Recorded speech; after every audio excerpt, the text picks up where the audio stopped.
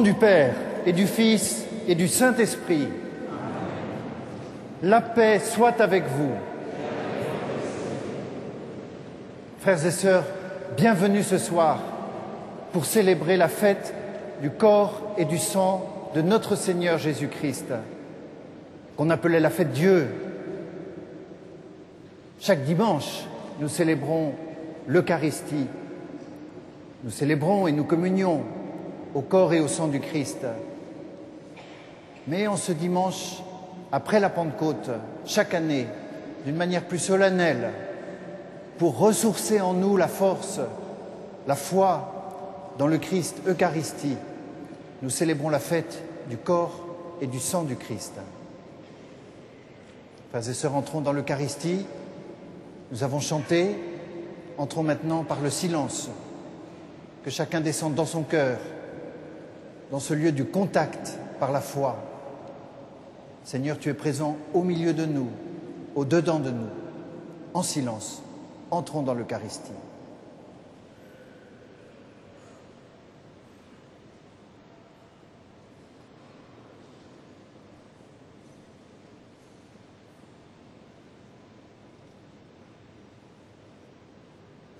Je confesse à Dieu Tout-Puissant, je reconnais devant mes frères que j'ai péché en pensée, en parole, par action et par omission.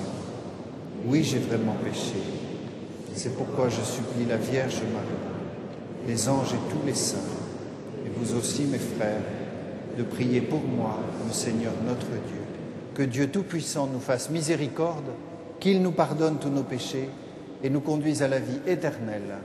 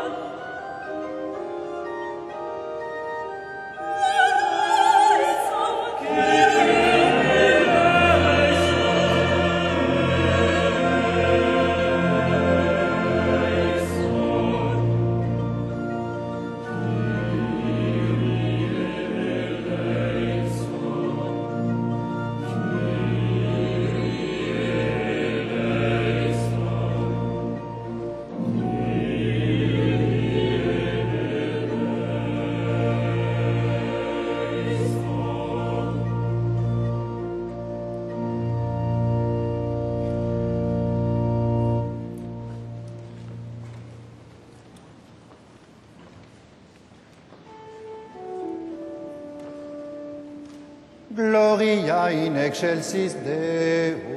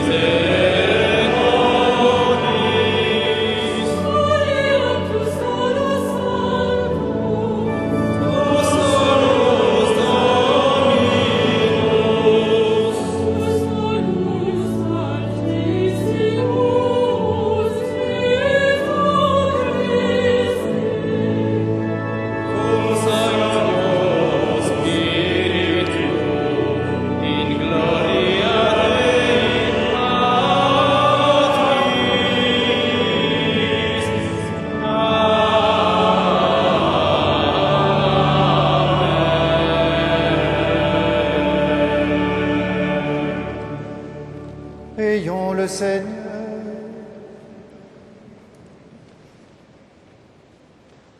Seigneur Jésus-Christ, dans cet admirable sacrement, tu nous as laissé le mémorial de ta passion.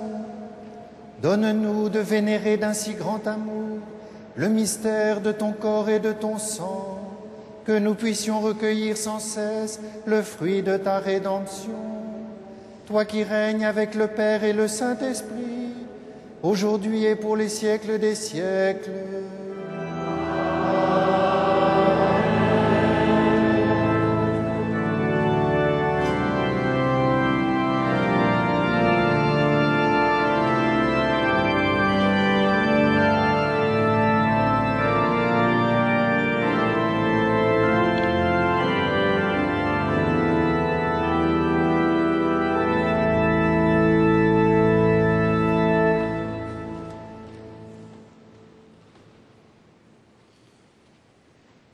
Lecture du livre de la Genèse. Comme Abraham revenait d'une expédition victorieuse contre 4 rois, Melchisédek, roi de Salem, fit apporter du pain et du vin. Il était prêtre du Dieu Très-Haut. Il prononça cette bénédiction. Béni soit Abraham par le Dieu Très-Haut, qui a fait le ciel et la terre, et béni soit le Dieu Très-Haut, qui a livré tes ennemis entre tes mains. Et Abraham lui fit hommage du 10e de tout ce qu'il avait pris. Parole du Seigneur.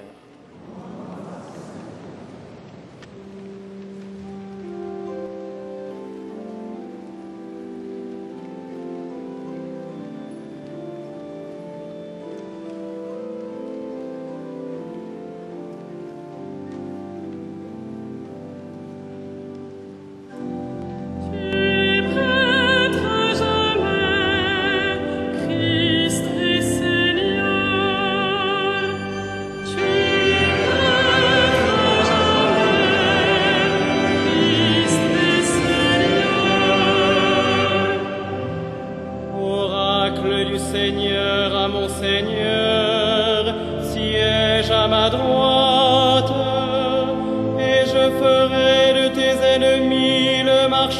pied de ton trône.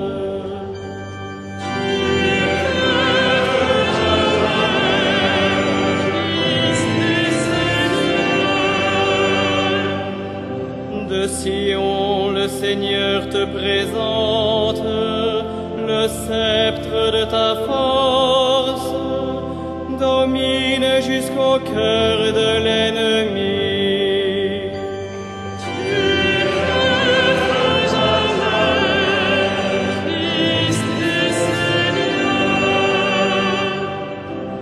Le jour où paraît ta puissance, tu es prince éblouissant de sainteté, comme la rosée qui naît de l'aurore, je t'ai engendré.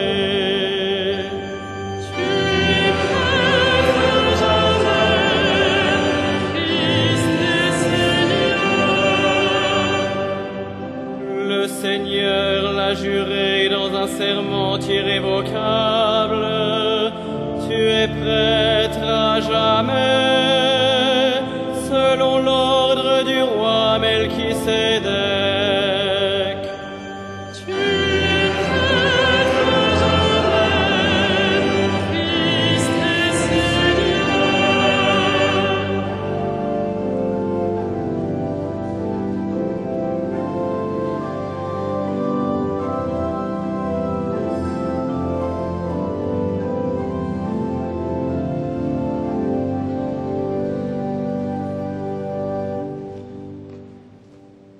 Lecture de la première lettre de saint Paul, apôtre aux Corinthiens. Frères, moi, Paul, je vous ai transmis ce que j'ai reçu de la tradition qui vient du Seigneur. La nuit même où il était livré, le Seigneur Jésus prit du pain, puis, ayant rendu grâce, il le rompit et dit : « Ceci est mon corps qui est pour vous. Faites cela en mémoire de moi. » Après le repas, il fit de même avec la coupe en disant : « Cette coupe est la nouvelle alliance en mon sang. Chaque fois que vous en boirez, faites cela en mémoire de moi. Ainsi donc, chaque fois que vous mangez ce pain et que vous buvez à cette coupe, vous proclamez la mort du Seigneur jusqu'à ce qu'il vienne. » Parole du Seigneur.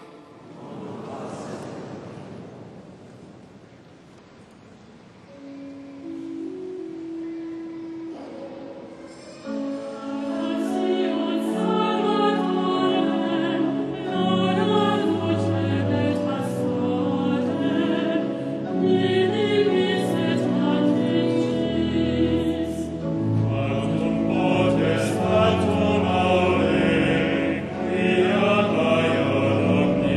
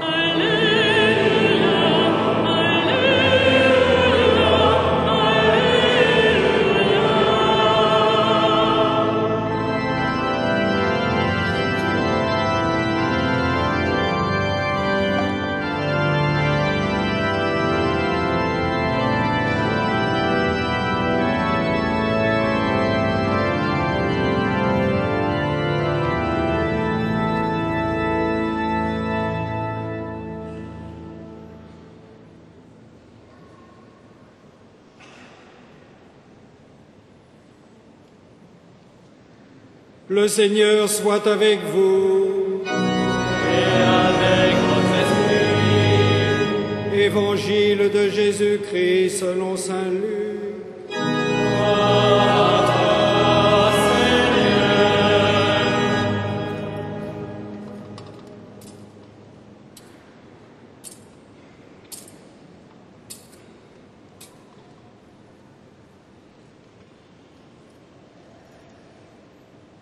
Jésus parlait du règne de Dieu à la foule et il guérissait ceux qui en avaient besoin.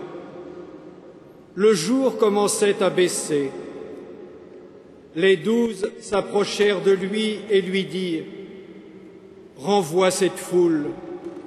Ils pourront aller dans les villages et les fermes des environs pour y loger et trouver de quoi manger. Ici, nous sommes dans un endroit désert. » Mais il leur dit, « Donnez-leur vous-même à manger. » Ils répondirent, « Nous n'avons pas plus de 5 pains et 2 poissons, à moins d'aller nous-mêmes acheter de la nourriture pour tout ce monde. » Il y avait bien 5000 hommes.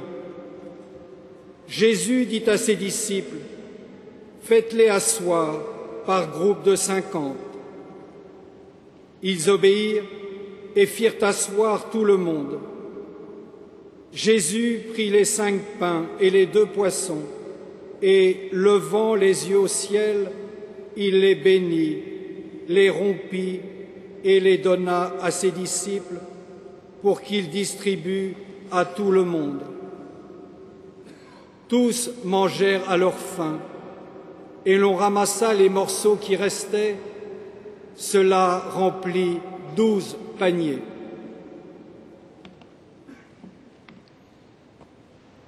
Acclamons la parole de Dieu. Gloire à toi, Seigneur Jésus.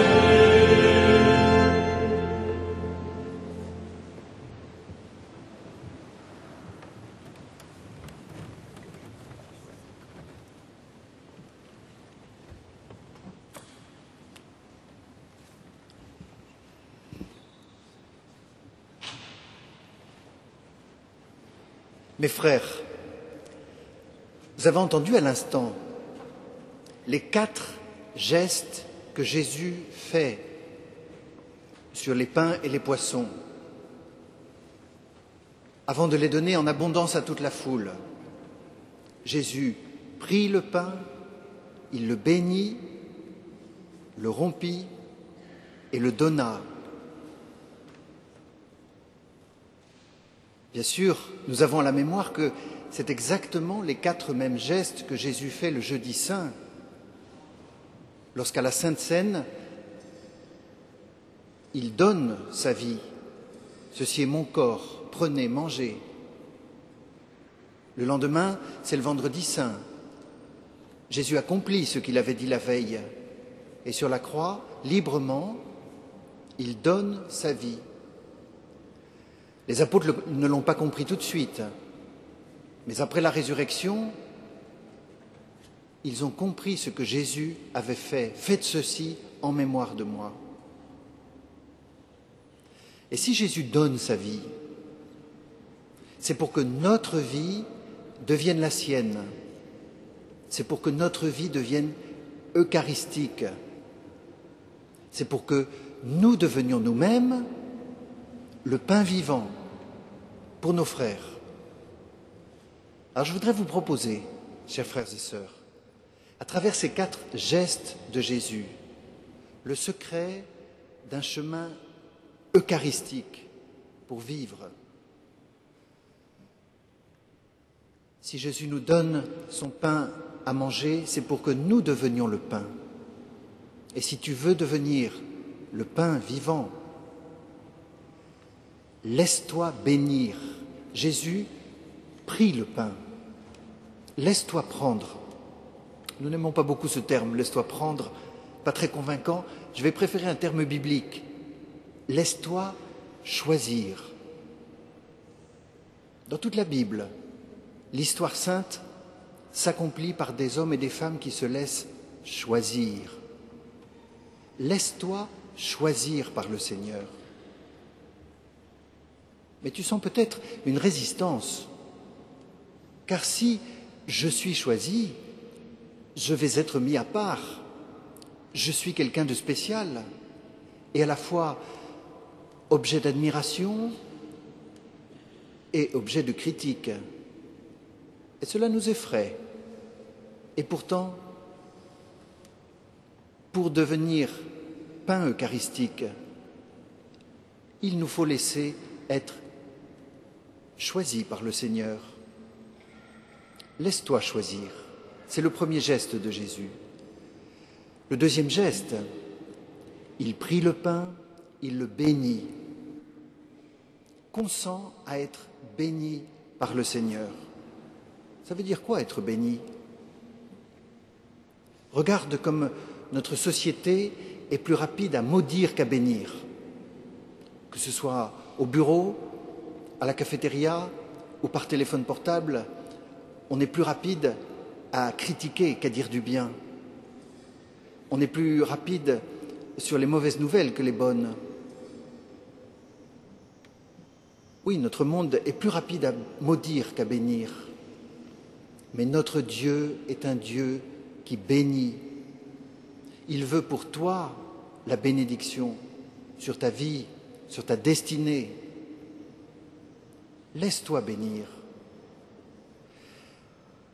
Et je vous invite, chers frères et sœurs,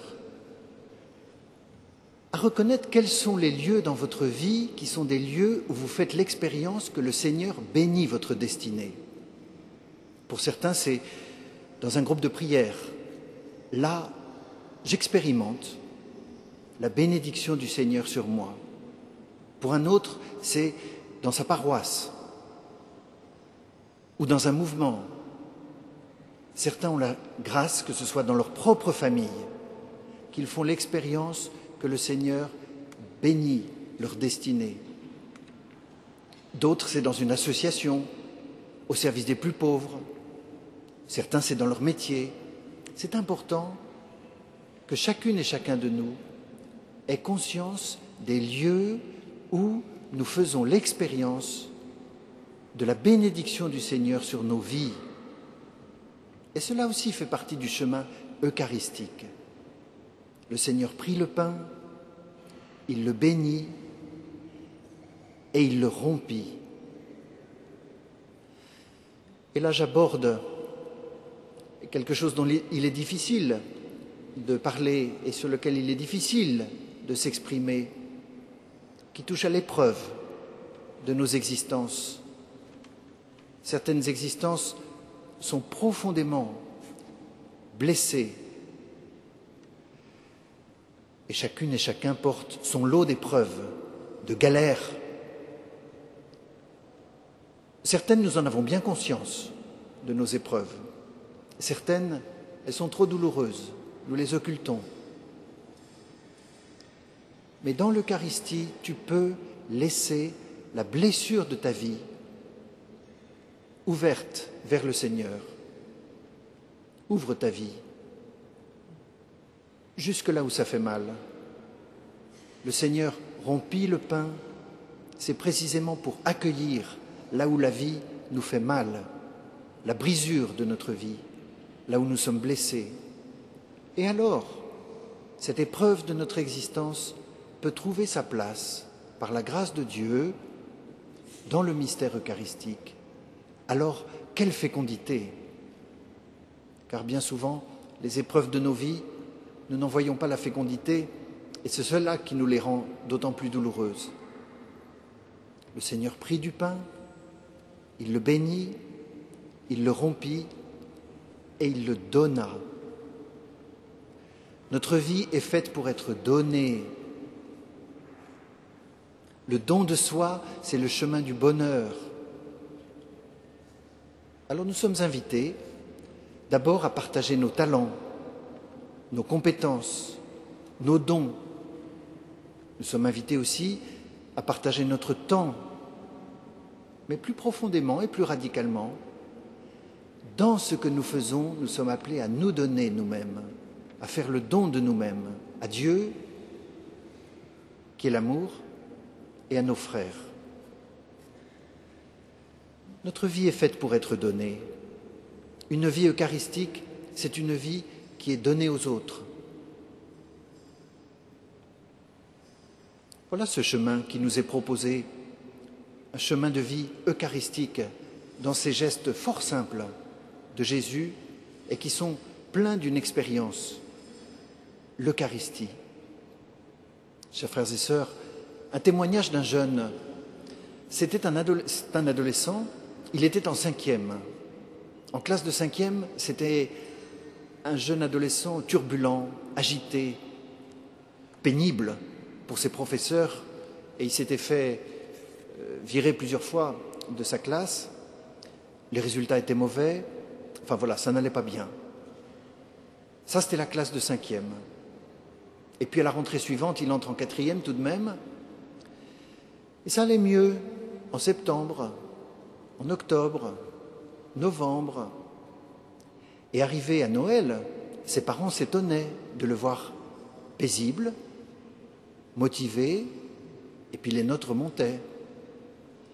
Et ses parents lui disent « Tu comprends ce qui s'est passé ?»« Oui, je comprends. » Et c'est quoi ce qui s'est passé ? Eh bien, l'été dernier, avec toute la famille, on est allé en pèlerinage à Paray-le-Monial, en session. Et puis le soir, je suis allé à la veillée de prière et il y avait l'adoration du Saint-Sacrement. Alors il n'en a pas dit plus, c'est un ado. Mais ce qu'il venait de confier à ses parents, c'est que dans ce moment de pèlerinage, dans une veillée de prière, et dans ce moment eucharistique de l'adoration du Saint-Sacrement, quelque chose s'était passé. Il n'en a pas dit plus, mais l'adolescent s'était trouvé pacifié. Quelque chose qui l'angoissait avait disparu et il avait retrouvé la motivation. Voilà une grâce eucharistique. Ce n'est pas pour dire que c'est magique et que ça arrive à tous les coups. Je vous le partage parce que cela fortifie notre foi dans le mystère eucharistique, dans la présence du Seigneur dans l'Eucharistie. Nous avons la grande grâce à Paris que mettre l'Eucharistie dans sa vie, c'est quelque chose de possible le dimanche et même en semaine, car dans toutes les églises à Paris, l'Eucharistie est célébrée quotidiennement. Parmi nous, j'imagine, ce soir, certains n'habitent pas Paris, et nous savons bien qu'en France, en de multiples endroits, il n'est pas facile d'avoir l'Eucharistie régulièrement, ni en semaine, ni même le dimanche parfois. Est-il possible d'avoir une vie eucharistique quand précisément la messe se fait rare? Je vous partage un autre témoignage.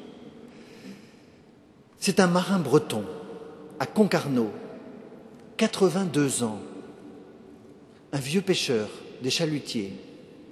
Toute sa vie, il a été marin, mais avec cette particularité, c'est que c'est un petit frère de Jésus, petit frère de Charles de Foucauld. On dirait un moine au travail. Et il me racontait la chose suivante. C'est que lorsqu'il partait en mer du Nord sur les chalutiers, une semaine ou plusieurs semaines, et parfois 3-4 mois, il n'y avait pas la messe sur le chalutier. Et pourtant, il vivait de l'Eucharistie. Comment faisait-il? Je lui ai demandé. Alors il me disait, on faisait le quart plusieurs fois par nuit, donc on se levait plusieurs fois par nuit, et on se recouchait plusieurs fois par nuit et par jour. Alors on avait chacun sa couchette, et quand tout le monde se rendormait, sur ma couchette, je sortais la Bible, et je lisais, et je méditais, et je ruminais, et je me nourrissais, et cela m'a nourri sur le chalutier. Néanmoins, à son âge avancé, des questions profondes parfois l'inquiètent. Il m'a dit ainsi, en approchant du terme de ma vie, j'ai bien conscience parfois, avec angoisse, de n'avoir rien entre les mains, ni descendance, ni conversion, ni baptême, et si peu d'Eucharistie, et je serai le dernier à Concarneau, sans suite. Mais il m'a aussi confié ce qu'il a fait vivre, un message du Père Voyaume, le fondateur des Petits Frères de Foucault, qui, pour l'aider sur son chemin eucharistique sans messe, qui, pour l'aider, lui indiquait le chemin. Et je trouve que c'est une vraie nourriture d'entendre ces paroles, et je pense aussi à ceux d'entre vous qui avaient peu l'occasion de la messe, alors que vous le désirez, ou ceux d'entre vous qui ne peuvent pas communier au corps du Christ, alors que vous êtes présents dans l'Assemblée et membres de la communauté chrétienne. Voilà ce qu'écrivait le Père Voyaume. La vie eucharistique veut dire essentiellement présence cachée aux hommes, vie offerte en sacrifice à Dieu pour nos frères, entrée mystérieuse dans la prière rédemptrice de Jésus Sauveur. Il faut apprendre à désirer les sacrements de la foi, tout en ayant la certitude que Jésus nous donne les mêmes grâces autrement, parce que nous en avons le désir et que nous nous sommes mis dans une telle situation par amour pour lui. Chers frères et sœurs, en cette fête du corps et du sang du Seigneur, je vous invite à déposer votre vie en esprit sur l'autel pour que le Christ prenne votre vie avec le pain et le vin pour en faire une offrande à son Père, que c'est beau et que notre vie se trouve ainsi habitée, orientée. Voilà une vie eucharistique. Amen.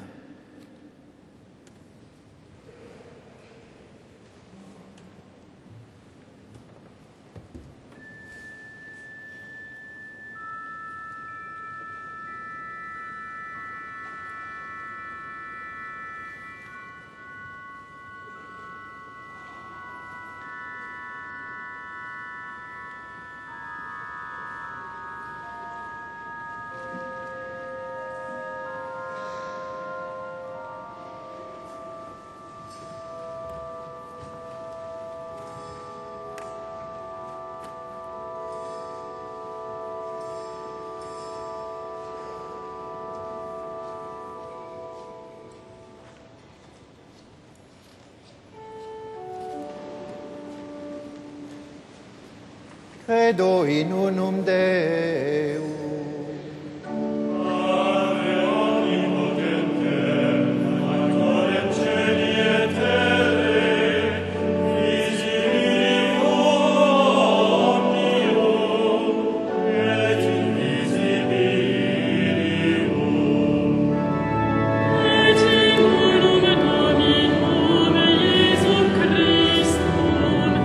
Filium Dei, unigenitum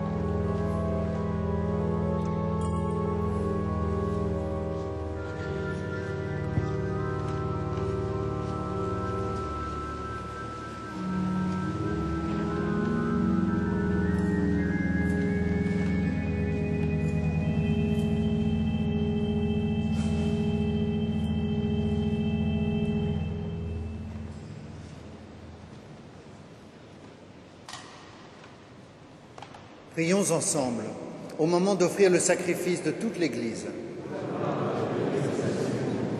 Accorde, Seigneur, à ton Église les biens de l'unité et de la paix, dont nos offrandes sont le signe, dans le mystère eucharistique, par Jésus, le Christ, notre Seigneur. Le Seigneur soit avec vous. Et avec votre esprit. Élevons notre cœur. Nous le tournons vers le Seigneur. Grâce au Seigneur notre Dieu. Cela est juste et bon. Vraiment, il est juste et bon de te rendre gloire, de t'offrir notre action de grâce toujours et en tout lieu. À toi, Père très saint, Dieu éternel et tout-puissant, par le Christ notre Seigneur. Dans le dernier repas qu'il prit avec ses apôtres, afin que toutes les générations fassent mémoire du salut par la croix, il s'est offert à toi comme l'agneau sans péché, et tu as accueilli son sacrifice de louange. Quand tes fidèles communient à ce sacrement, tu les sanctifies, pour que tous les hommes habitant le même univers soient éclairés par la même foi et réunis par la même charité. Nous venons à la table d'un si grand mystère, nous imprégner de ta grâce et connaître déjà la vie du royaume. Voilà pourquoi le ciel et la terre t'adorent. Ils chantent le cantique de l'alliance nouvelle, et nous-mêmes unissant notre voix à celle des anges, nous t'acclamons.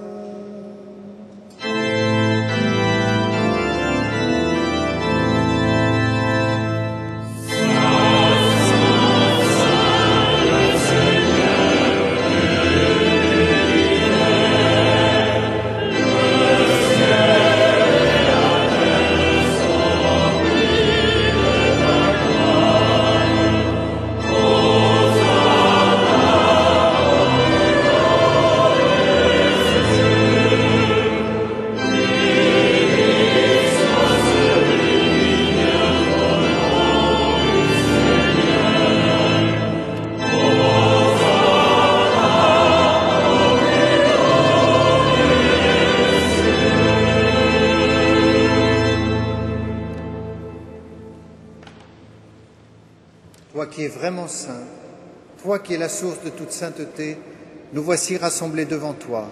Et dans la communion de toute l'Église, nous célébrons le jour où le Christ est ressuscité d'entre les morts, par lui que tu as élevé à ta droite. Dieu notre Père, nous te prions. Sanctifie ces offrandes en répandant sur elles ton esprit, qu'elles deviennent pour nous le corps et le sang de ton Fils, Jésus-Christ, notre Seigneur. La nuit même où il fut livré, il prit le pain. En te rendant grâce, il le bénit, il le rompit et le donna à ses disciples en disant : « Prenez et mangez-en tous, ceci est mon corps livré pour vous. »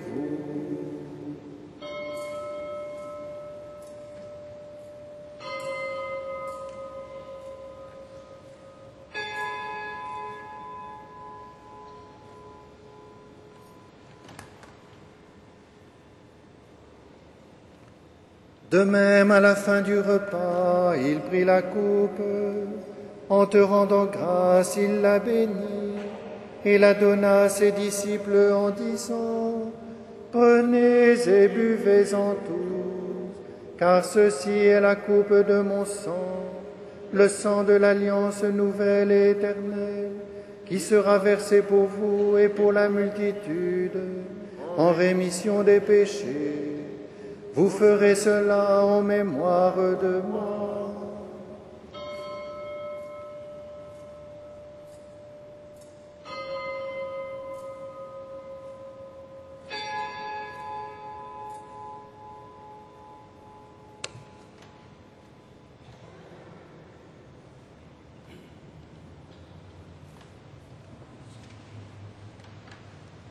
Il est grand le mystère de la foi.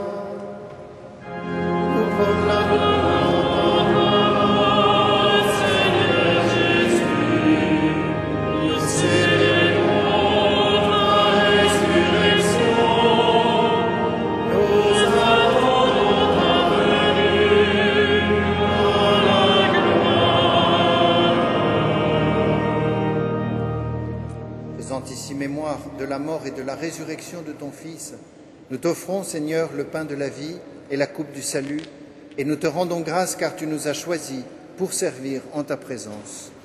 Humblement, nous te demandons qu'en ayant part au corps et au sang du Christ, nous soyons rassemblés par l'Esprit Saint en un seul corps.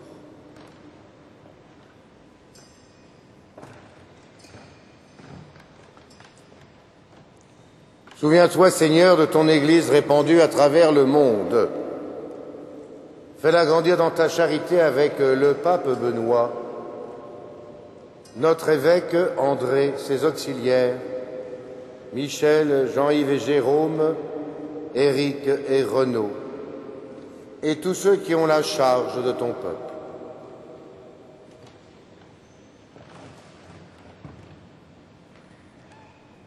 Souviens-toi aussi de nos frères qui se sont endormis dans l'espérance de la résurrection et de tous les hommes qui ont quitté cette vie, reçois-les dans ta lumière auprès de toi. Sur nous tous, enfin, nous implorons ta bonté.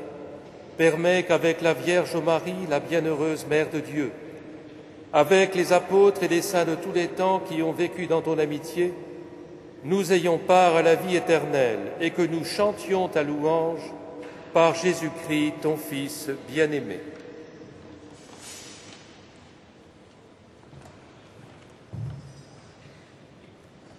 Par lui, avec lui et en lui.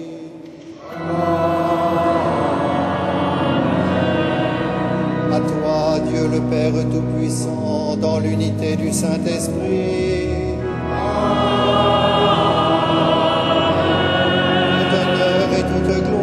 Pour les siècles des siècles.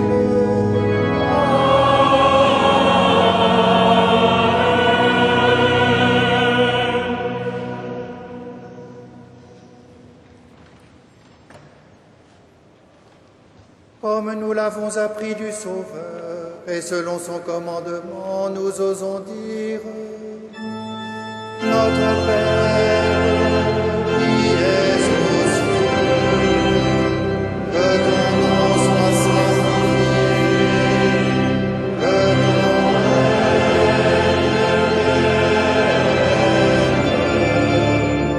que ta volonté soit faite sur la terre comme au ciel.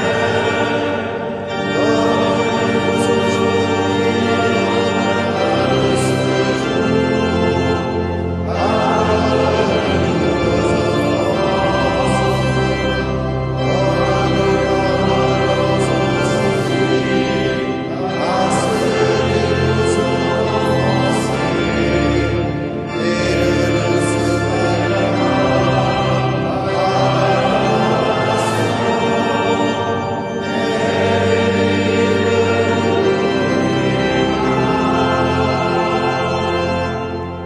Délivre-nous de tout mal, Seigneur, et donne la paix à notre temps. Par ta miséricorde, libère-nous du péché. Rassure-nous devant les épreuves. En cette vie où nous espérons le bonheur que tu promets et l'avènement de Jésus-Christ, notre Sauveur.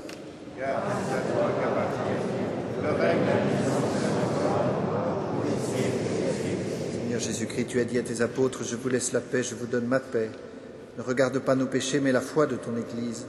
Pour que ta volonté s'accomplisse, donne-lui toujours cette paix et conduis-la vers l'unité parfaite, toi qui règnes pour les siècles des siècles. Que la paix du Seigneur soit toujours avec vous.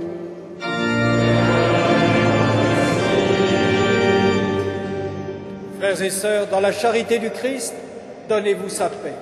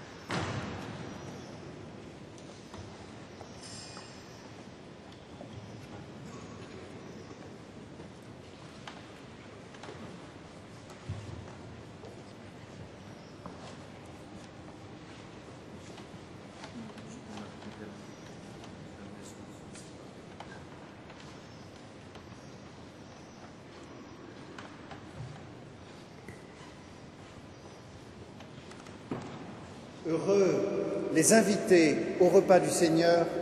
Voici l'agneau de Dieu qui enlève le péché du monde. Seigneur, je ne suis pas digne de te recevoir, mais dis seulement une parole et je serai guéri. Corps du Christ nous garde pour la vie.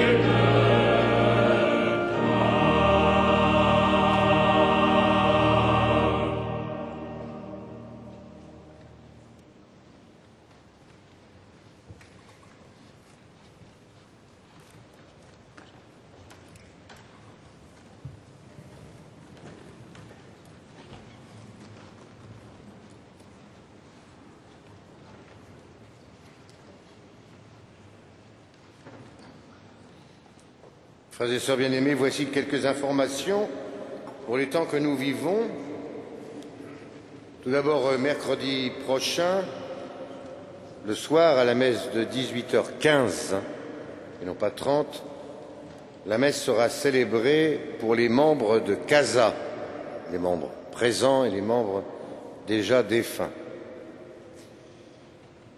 Jeudi 10 juin, à 18h15, vous êtes tous invités pour un grand moment qui est la messe présidée par Monseigneur Beau, évêque auxiliaire de Paris, à l'occasion de l'arrivée, il y a juste 90 ans, des reliques de saint Paul Chen, jeune martyr chinois. À peine avait-il demandé le baptême.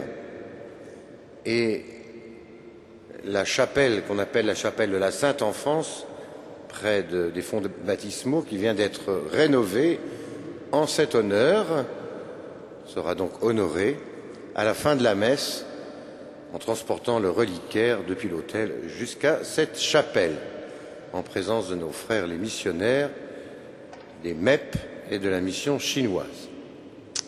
Il n'y aura donc pas d'adoration du Saint-Sacrement.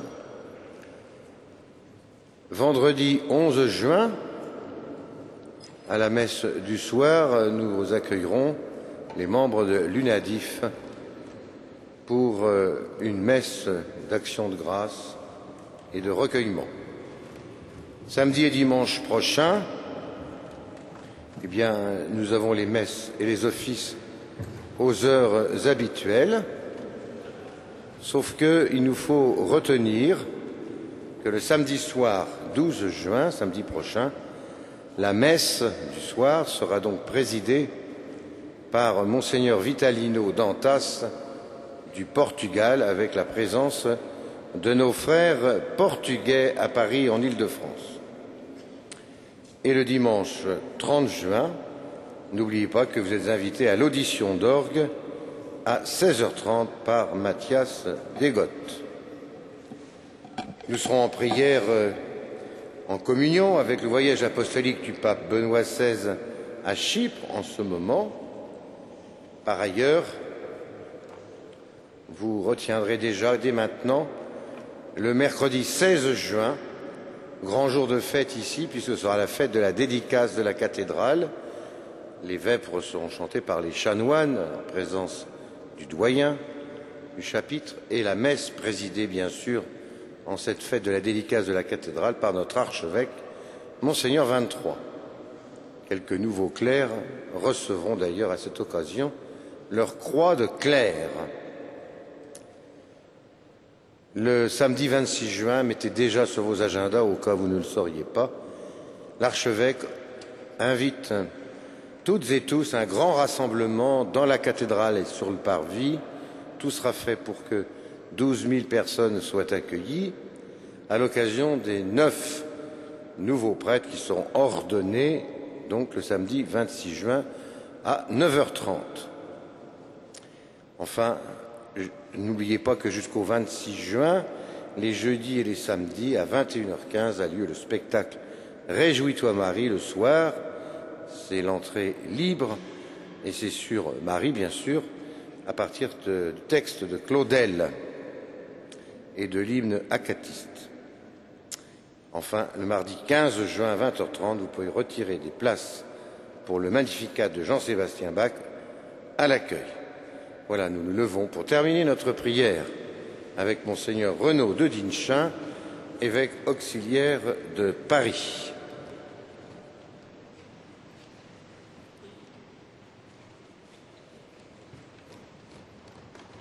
Prions le Seigneur. Fais que nous possédions, Seigneur Jésus, la jouissance éternelle de ta divinité, car nous en avons ici-bas l'avant-goût, lorsque nous recevons ton corps et ton sang. Toi qui règnes avec le Père et le Saint-Esprit, aujourd'hui et pour les siècles des siècles.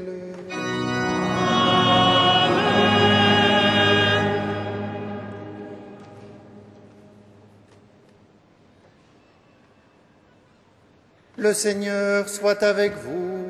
Et avec votre esprit. Que Dieu Tout-Puissant vous bénisse, le Père, le Fils et le Saint-Esprit. Amen. Allez dans la paix de Christ. Nous rendons Grâce à Dieu.